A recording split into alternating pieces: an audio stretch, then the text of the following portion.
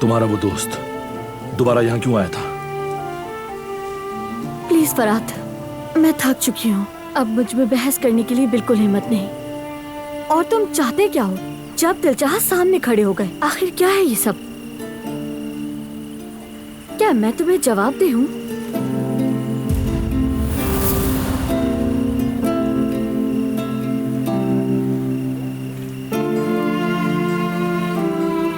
मैं जो कह रहा हूं तुमसे, उस बात को अच्छी तरह समझ लो तुम। मेरी जिंदगी में दखल देने का कोई हक नहीं। अब तुम मंगनी शुदा हो फरात, तो बेहतर है मेरे साथ वक्त जाया ना करो। अपनी उस चिड़िया की फिक्र करो।